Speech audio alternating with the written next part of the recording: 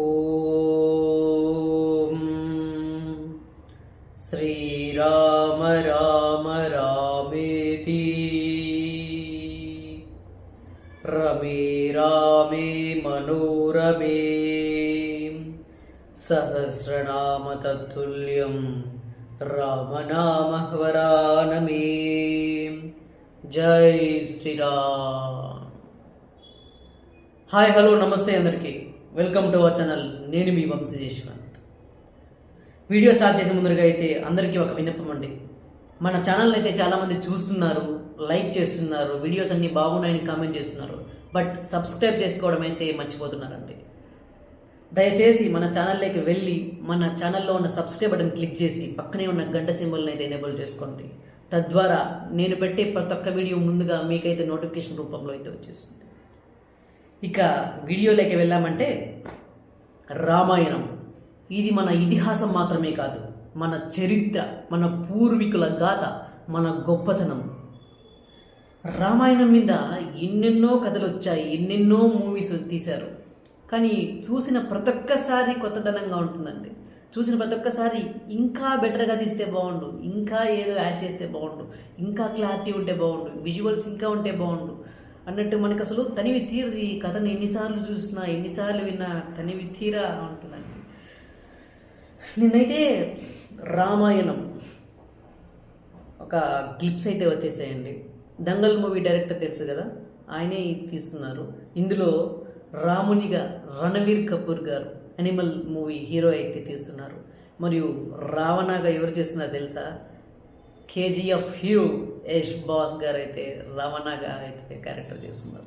ఇక సీతమ్మ గారిగా అయితే సాయి పల్లవి గారు. ఇక హనుమంతునిగా అయితే ఎవరు చేస్తున్నారు తెలుసా? సన్నీ డియోల్ గారంట. అసలు ఎలా ఉంటుందో ఏమో క్యారెక్టర్స్ ఏమో ఊహించుకుంటే నాకు గూస్ బంప్స్ అయితే వస్తున్నాయి. ఇక గ్లిప్స్ చూస్తుంటే ఏమి విజువల్స్, ఏమి క్లారిటీ, బబ్బబ్బా ఏమి ఎడిటింగు. ఫస్ట్ నుంచి అసలు ఆ వీడియో చూస్తున్న ప్రతి ఒక్క సెకండు నేను అనుకుంటున్నాను, ప్రతి ఒక్క భూమరావతిని అయితే తిట్టుకుంటుంటానండి.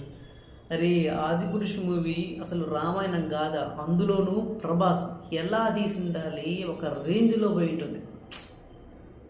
సరే, ఇక ఈ ఇంట్రడక్షన్ క్లిప్స్ కూడా కాదండి, ఇంట్రడక్షన్ వీడియో అంతే. ఎవరెవరు ఏ క్యారెక్టర్ ఇంట్రడక్షన్ వీడియో అంతే, ఒక రేంజ్లో అవుతుంది. ఫస్ట్ ఈ వీడియో అసలు యూట్యూబ్లో రిలీజ్ అయిందని కూడా ఎవరికి అంతగా తెలియలేదు తెలిసిన. అసలు ఏదో నార్మల్గా వీడియో వచ్చింది, ట్రెండింగ్లో అవుతుంది, ఏదో ఫ్యాన్ మేడ్ ఉంటుందలే, ఏదో ఒక ఫేక్ వీడియోలే అనుకున్నారు. కానీ ఓపెన్ చేసి చూస్తే బాబా అక్కడ నేమ్స్తో పాటు ఒక సింబల్స్ లెక్క చిన్న చిన్న బొమ్మల్లాగా వేస్తారు. ఫైనల్గా అది వచ్చేసరికి ఒక ఓం రూపంలో ఉంటుంది. ఏమన్నా ఎడిటింగ్. ఇక చూసుకుంటే లాస్ట్ 3 సెకండ్స్ రణవీర్ కపూర్ గారిని చూపించారు, ఇక యష్ గారిని చూపించారు. ఆహా, అది కదా రాముని క్యారెక్టర్, రాముని వేషధారణ, అది కదా టీవీ, అది కదా రాజసం అనిపించింది నాకైతే. బాబో, ఈ ఇంట్రడక్షన్ వీడియోకి ఇంత గూస్ బంప్స్ వస్తున్నాయంటే లిటరల్లీ చెప్తున్నానండి. ఇక టీజర్కి ఎలా ఉంటుందో, ట్రైలర్కి ఎలా ఉంటుందో, ఇక మూవీ రిలీజ్ అయితే ఒక రేంజ్లో వెళ్తుంది. ఇది కొంతమంది అనుకోవచ్చు, అరే ఎన్నిసార్లు వచ్చాయి రామాయణం మీద కథలు, మళ్ళీ తీస్తున్నారు, అసలు ఈ మూవీ చూస్తారా, సక్సెస్ అవుతుందా, అసలు మళ్ళీ జనాలు చూస్తారంటే ఎందుకు చూడరండి. అది మన చరిత్ర, అది రామాయణం, రాముని కథ. ఎన్నిసార్లు తీసినా, ఎన్ని విజువల్స్ పెట్టి తీసినా, ఎంత క్లారిటీగా తీసినా ఇంకా తీయాలి, ఇంకా ఏదో ఉంది, ఇంకా ఏదో లోటుగా ఉంది, ఇంకా మంచిగా తీస్తే బాగుండని అనిపిస్తుంది. మనము పాత సినిమాలు చూసుంటాం, పెద్ద ఎన్టీఆర్ గారిది, ఇక బాలకృష్ణ గారిని, అలా చాలామంది రాముని క్యారెక్టర్లు, శోభన్ బాబు గారిని, చాలామందిని అయితే రాముని క్యారెక్టర్లు చూసుంటాం. ప్రతి ఒక్కరికి ప్రతి ఒక్క వేరియేషన్ ఉంటుంది, ఒక్కొక్క హీరోకి ఒక్కొక్క వేరియేషన్. ఎంత చిన్న హీరోని పెట్టి తీసినా కానీ ప్రతి ఒక్కరు చూడగలిగే సినిమా, ప్రతి ఒక్కరు ఆదరించే సినిమా ఏమైనా ఉందంటే రామాయణం గాథ. అంత బాగుంటుంది, అంత ఇదిగా ఉంటుందండి. ఇక చూస్తే మూవీ పరంగా వచ్చేసినట్టయితే దంగల్ మూవీ డైరెక్టర్ అని చెప్పాను కదా ఆయన. ఇంకా సాయి పల్లవి గారు అయితే సీతమ్మ క్యారెక్టర్లు అయితే చేస్తున్నారు. సన్నీ డియోల్ గారు ఆయన అయితే హనుమంతుని క్యారెక్టర్లు అయితే చేస్తున్నారు. దీన్ని స్పెషాలిటీ ఏమో తెలిసిన, వరల్డ్లో ఈ కెమెరాస్ 24 ఉంటాయంటండి. అంత బాగుంటాయంట కెమెరాస్ అవి విజువల్స్ అన్నీ. అందులో ఇదొక కెమెరా అంట, దాంతో అయితే తీస్తున్నారు. ఈ మూవీ అయితే రిలీజ్ అయిందంటే లిటరలీ చెప్తున్నా చరిత్ర సృష్టిస్తుంది, అంత బాగుంటుంది.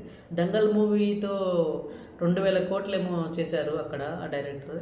ఇక దాన్ని దాటించాలంటే ఈ మూవీతోనైతే దాటించిపోతున్నారు.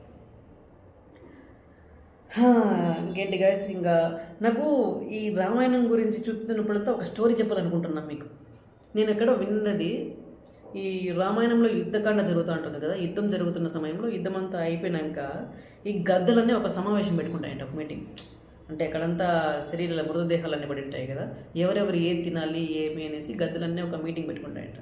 అందులో ఒక గద్ద ఉంటుంది లీడర్, అది చెప్తుందంట, ఈ ముసలి గద్దలు, పళ్ళు లేని గద్దలు, తినలేకుండా ఉంటాయి కదా, అలాంటి గద్దలన్నీ ఎవరైతే హనుమంతుని చేతుల ద్వారా చనిపోయి ఉంటారో వాళ్ళని తీసుకొని రండి.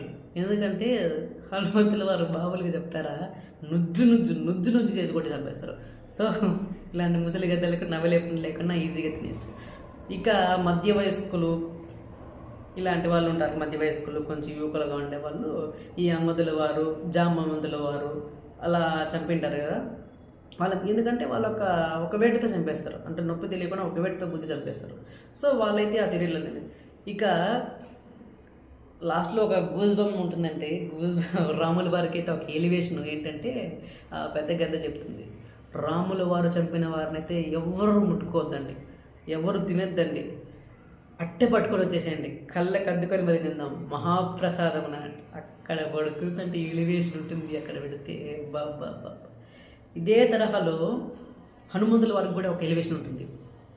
ఈ రావణుడి పుత్రుడు ఉంటాడు కదా మేఘనాథుడు, ఆయన ఇంద్రజిత్తుడు కూడా అంటారు.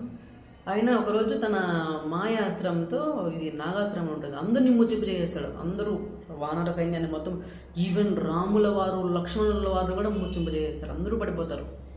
అలా పడిపోతే ఒకనొక సిచ్యువేషన్లో ఈ విభీషణుడు మేలుకొని పైకి లేచి అక్కడ జాంబవంతుల వారు ఉంటే జాంబవంతుల వారు లేపి ఆయనకి కొంచెం పరామర్శించి అడుగుతుంటే, జాంబవంతుల వారు లేస్తాను ఏమన్నారు తెలుసా, హనుమంతుల వారు ఎలా ఉన్నారు అని అడిగారంట.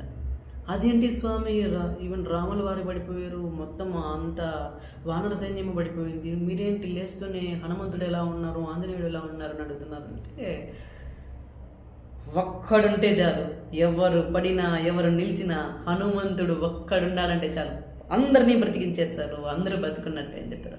అక్కడ కొడుతుందంటే గూజ్ బంప్స్, బాబా.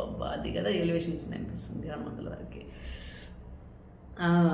ఇంకా లిటరల్లీ నేనైతే ఈ ట్రైలర్ కోసం అయితే లిటరల్ వెయిట్ చేస్తున్నా. మ్యాగ్స్ ఆఫ్ ది మ్యాగ్స్ నేను విన్న ఇన్ఫర్మేషన్ ప్రకారం అయితే ఈ రామాయణం కాదు రామాయణం అని పెట్టారు. రామాయణం మూవీ అయితే జనవరిలో 2026లో అయితే రాబోతుంది అంటున్నారు. లిటరల్లీ ఆమె చాలా అయితే వెయిటింగ్ చేస్తున్నాను. ఇక ఈ క్యారెక్టర్స్ గెటప్స్ చూస్తే ఇట్లా కదా రాముడు ఉంటాడు, ఇలా కదా రావణాసుడు ఉంటాడు, ఇది కదా క్యారెక్టర్ని చూపించడము, ఇది కదా చూపించే విధానం అనిపించింది. ఇద్దరు ఇంట్రడక్షన్ చూపించారు. ఇక హనుమంతుల వారి ఇంట్రడక్షన్ చూపిస్తే ఎలా ఉంటుంది, సీతమ్మ వారి ఇంట్రడక్షన్ చూపిస్తే ఎలా ఉంటుంది, అబ్బా. ఓకే అండి, వీడియో చేసే ముందరగా మరొక్కసారి మీ అందరికీ విన్నపం, మన ఛానల్ని అయితే చాలామంది చూస్తున్నారు, చాలామంది లైక్ చేస్తున్నారు, కానీ సబ్స్క్రైబ్ చేసుకోవడం అయితే మానేస్తున్నారు.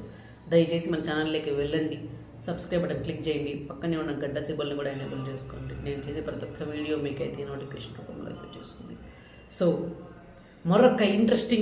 మరొక కొత్త వీడియోతో మళ్ళీ మిమ్మల్ని కలుస్తాను. అంతవరకు మన ఛానల్ని ఆదరిస్తూనే ఉంటారనుకుంటున్నాను. మన ఛానల్ పైన ఒక కన్ను వేసి ఉంచండి. Until signing off, me Vamsi Jashwant. Bye bye and love you all.